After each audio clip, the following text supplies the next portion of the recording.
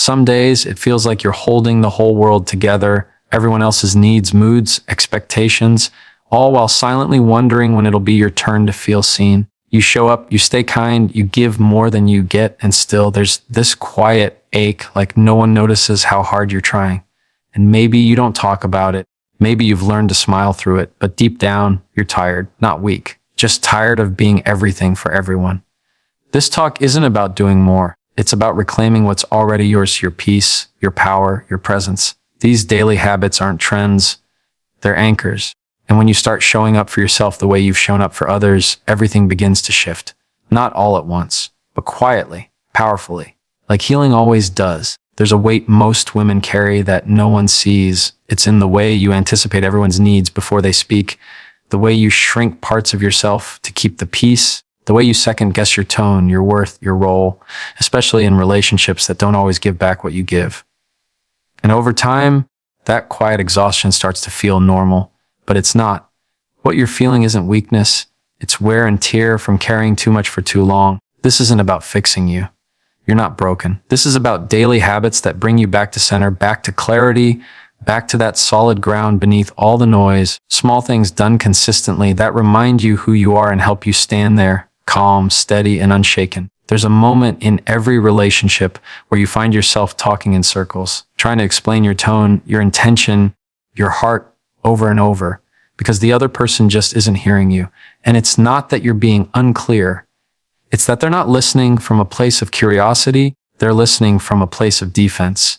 So you try harder, you soften your words, you walk on eggshells, you reword the truth until it barely sounds like you anymore. All for the hope that maybe this time you'll be understood. And that hope, while human, is exhausting. This isn't about staying silent. It's about knowing when your clarity is enough. When you've said what you meant calmly and respectfully, and the other person still twists it, doubts it, or dismisses it, that's not a communication issue. That's a control issue, and it's not yours to carry. The truth is, some people aren't trying to understand you. They're trying to protect their version of the story. They need you to be the problem so they don't have to look at themselves. And the more you try to explain, the more you start to feel like you're losing yourself in the process. Because deep down, you know your intention was never to harm. It was to connect, to clarify, to stay in relationship. But if connection always costs you your dignity, it's not connection, it's performance. Somewhere along the way, many of us were taught that being misunderstood means we failed, that we didn't try hard enough, say it the right way, or show enough emotion to prove our heart. But the truth is, you can say all the right words and still not be heard by someone who doesn't want to hear you. And that's not failure. That's a moment to pause and recalibrate. You don't have to beg for understanding. You don't have to over-explain to earn respect. You don't need to keep convincing someone of your heart when they've already made up their mind about your character. There is strength in stillness, power in quiet confidence, peace in letting your words stand without trying to manage how they land. Here's the shift. Instead of proving yourself, practice being at peace with yourself. Ask, did I speak with clarity? Did I lead with respect? Did I honor both myself and the other person in what I said? If the answer is yes, then that's enough. Full stop. Because sometimes the deepest peace doesn't come from being understood. It comes from knowing you stayed true to yourself, even when others didn't get it. You don't owe everyone access to your inner world, and the people who are safe for you, they won't need a speech. They'll just listen. They'll lean in. They'll ask, not assume. And that's the kind of communication that heals, not forces, not pleads, just meets you. Honestly, calmly, right where you are. There comes a point where you realize peace isn't just a feeling, it's a boundary. And protecting that peace, that's not selfish, that's survival. But for so many women, guilt slips in the second they start choosing themselves. The second they say no without an excuse. The second they set a limit without explaining it 15 different ways. Because somewhere along the line, you were taught that being kind means being available, that loving someone means never disappointing them, that if you don't keep the mood light, the energy calm, the relationship afloat, it'll fall apart. And somehow, it'll be your fault. But let's be honest, how many times have you abandoned your own peace just to keep someone else comfortable? How often have you said yes when your whole body whispered no? How many nights have you stayed up, rethinking a boundary you had every right to set because the other person didn't like how it made them feel? That's the trap. We're conditioned to think that our worth is tied to how selfless we can be. But peace doesn't come from people pleasing. It comes from alignment. And you can't stay aligned with yourself when you're constantly twisting to match someone else's expectations. Here's what's true. Not everyone will like your boundaries. Some will push back. Some will accuse you of changing. Some will try to guilt you into shrinking again. But their reaction doesn't mean you did something wrong. It means your growth no longer serves their comfort, and that's okay. Protecting your peace starts with giving yourself permission to disappoint people who benefit from your silence. It means understanding that guilt is not the same thing as wrong. Guilt is often just a signal that you're doing something different than what you've been conditioned to do. And different doesn't mean bad. It means better aligned. It means more honest. It means you're finally showing up for yourself in the ways no one else ever taught you. When you protect your peace, you stop asking for permission to rest. You stop over-explaining your limits. You stop entertaining chaos just to avoid being seen as difficult. You start trusting that who you are, calm, clear, grounded, is more than enough. And the people who love you, truly love you. They won't make you feel guilty for taking care of yourself. They'll respect the boundary, even if they don't fully understand it. And if they don't, that's information. Not condemnation, not rejection, just clarity. And clarity is a form of peace too. So give yourself that space. Say no, cancel the plan, mute the call, take the breath. You don't need to perform emotional labor to be worthy of rest. You don't need to feel bad for needing less noise. You're allowed to protect your peace, not just when things fall apart, but as a way of life, as a habit, as a quiet, daily reminder that your well-being matters, even if no one else is clapping for it. There's a tension that builds when you've held something in too long. You walk on eggshells, tiptoe around the issue, rehearse the words in your head 100 times because you don't want to hurt them. You just want to be heard. But every time you try to speak up, it feels like things explode, like you're suddenly in a battle you never meant to start. So you learn to stay quiet, to keep the peace, to avoid the war. But inside, you're tired. Tired of biting your tongue. Tired of being misunderstood. Tired of carrying all the unspoken weight just to keep things calm. Here's what's really going on. In many relationships, communication gets tangled in emotion. You say how you feel, but they hear blame. You bring up a need and they hear criticism. And so every conversation starts to feel like a landmine. You don't know where to step without setting something off. So you either explode or shut down. But neither one feels like truth. Neither one feels like love. And neither one gets you any closer to being seen. The goal isn't to win the argument. It's to be known. And that starts with learning how to say what you mean clearly, calmly, and without letting fear dictate your delivery. You don't have to yell to be heard, and you don't have to stay silent to keep the peace. What you need is emotional clarity, not just in what you say, but in how you say it. So many of us grew up believing that saying how we feel is starting a war, that honesty leads to distance, that speaking truth causes damage. But the real damage comes when resentment builds in silence, when we pretend we're okay just to avoid conflict. When we hope they'll notice the shift in our mood, instead of simply telling them what's wrong, you can say, that hurt me, without attacking. You can say, I need this to feel safe, without accusing. You can say, I'm not okay with that, without being unkind.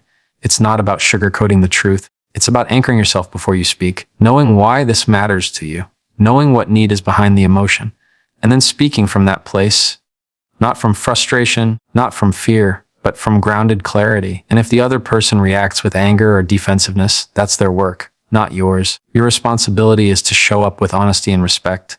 Their responsibility is to receive it with maturity. You don't control how it lands, you control how it's delivered. And when you say what you mean with calm strength, even if the conversation is hard, it doesn't have to be hostile. Real peace isn't found in avoiding the hard conversations. It's found in learning how to have them with love, with presence, with emotional maturity. That's how relationships grow.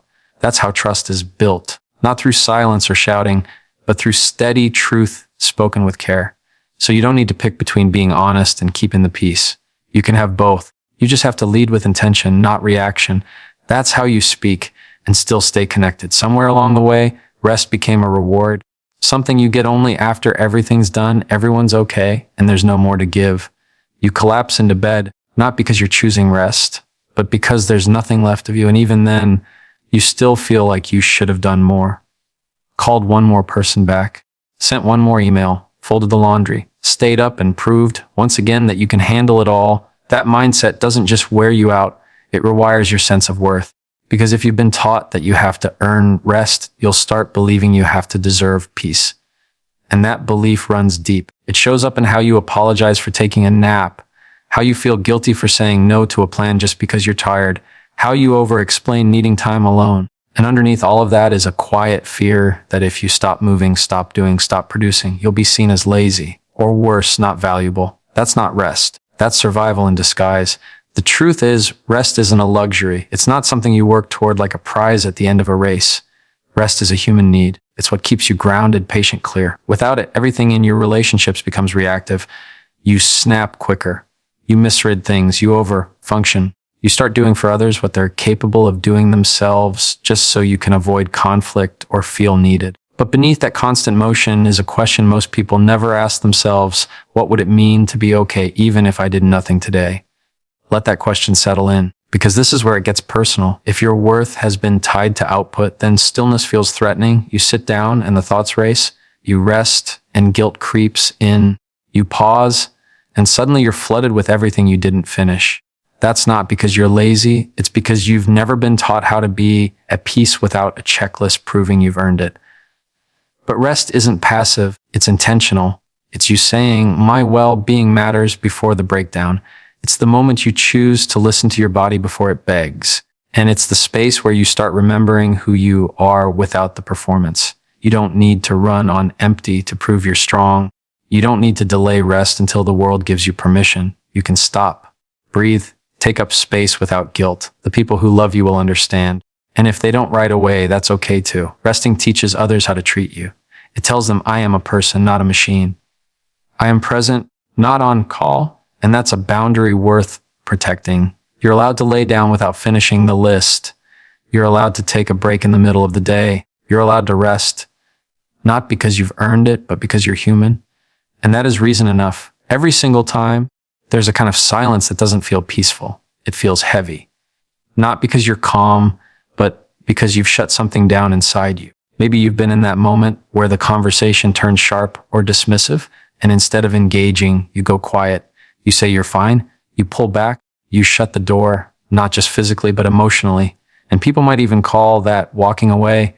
But deep down, you know it's not distance, it's disconnection. It's your nervous system trying to protect you. It's your heart saying, this doesn't feel safey, so you armor up. But here's the thing, walking away is sometimes necessary. Not every conversation deserves your energy. Not every moment is the right one to unpack everything. But shutting down, that's different. That's when the wall goes up and stays there. That's when you don't just leave the room, you leave the relationship emotionally, even if you're still physically present. It can be hard to tell the difference, especially when you've grown up learning that silence equals strength, that if you don't show emotion, you're in control. That walking away is how you stay mature in conflict. But shutting down doesn't solve anything. It just delays the healing. And over time, it teaches the people around you that when things get hard, you disappear. Not to punish, but to protect. And that protection, while understandable, starts to create distance that's hard to close.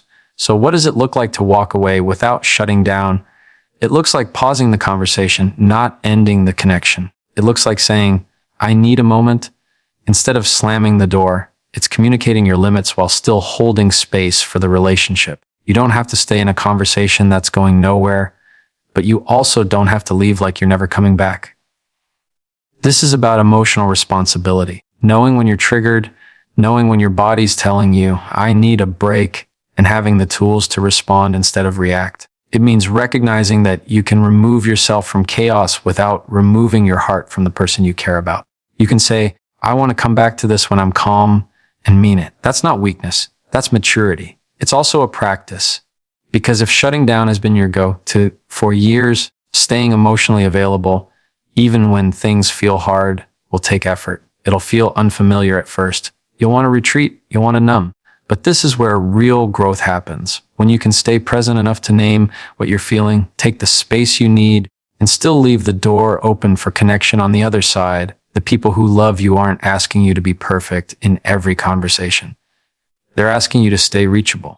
To let them know that even if you need space, you're not gone, that your silence isn't punishment, it's pause, that your distance isn't rejection, it's regulation. And when you learn to walk away like that, calmly, clearly, with emotional honesty, you stop choosing between protecting yourself and staying in relationship. You start doing both, and that's where trust starts to grow. For a lot of people, especially women, the hardest part of setting a boundary isn't saying the words, it's carrying the weight of how those words might make someone else feel. You finally speak up, say what you need, draw the line, and then the guilt comes rushing in. You replay it over and over in your head. Was I too harsh? Did I make them feel small? Are they mad at me now? And suddenly, instead of feeling peace for honoring yourself, you feel like the bad guy for disappointing someone else. That guilt. That's what keeps so many people from setting the boundary in the first place. What's really happening in that moment isn't about cruelty. It's about conditioning. You've been taught that saying yes keeps you likable, that putting someone else first makes you good, that keeping the peace, even at your own expense, is somehow the right thing to do. So when you finally do something different, when you decide to honor your limits, it can feel like you're betraying the very thing that's defined your worth: being needed, being available, being agreeable. But here's what I need you to hear. Being clear is not being cruel. Being direct is not being cold. Boundaries don't harm relationships, they reveal them. And a relationship that falls apart because you asked for respect wasn't safe to begin with. If your presence is only welcome when it's convenient, easy, or self-sacrificing, then what you had wasn't love, it was access. And access without respect is exploitation, not intimacy. When you set a boundary, you're not rejecting someone. You're defining what's healthy for you in the relationship. You're saying, this is where I end and you begin. That's not selfish, that's self-aware. And yes, people might not like it.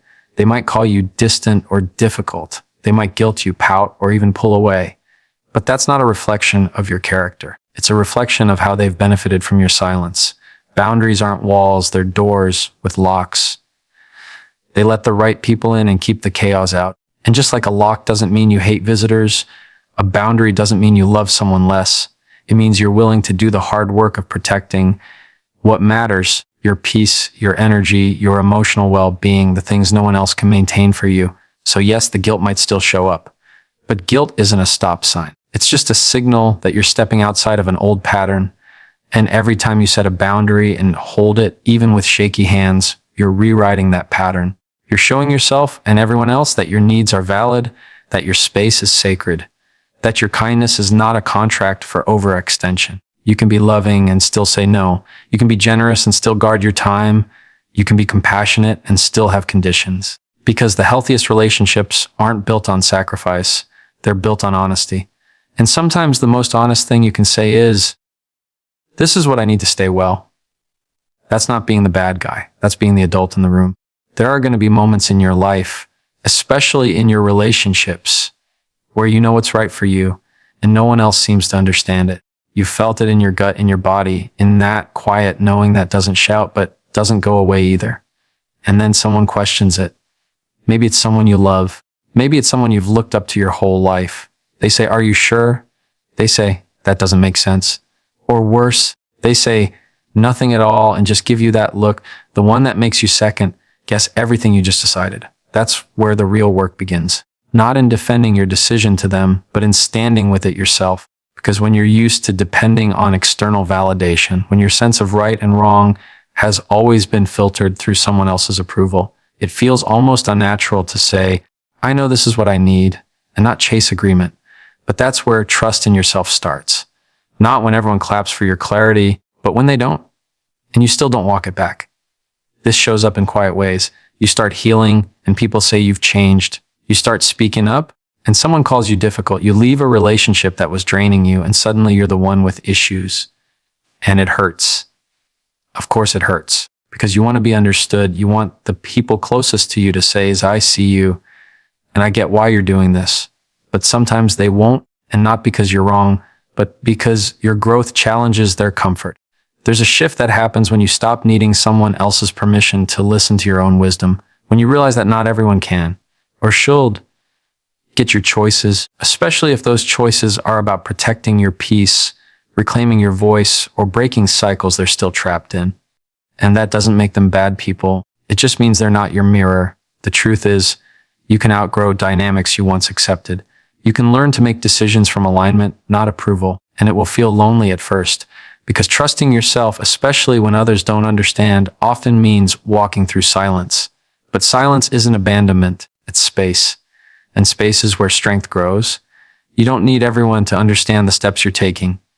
You need to understand why you're taking them. That's your anchor. That's your compass, not their comfort, not their commentary, your clarity. And when you can stay rooted in that, even when you're misunderstood, you stop needing to explain your every move. You start living from peace, not performance. So if you feel the tension right now, if your choice has made others uncomfortable and you're questioning whether to turn back, don't.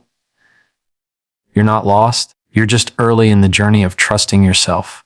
And that journey, it's worth every shaky step, because nothing is louder in the long run than the quiet confidence of someone who knows they're finally listening to the right voice, their own. By now you've heard a lot.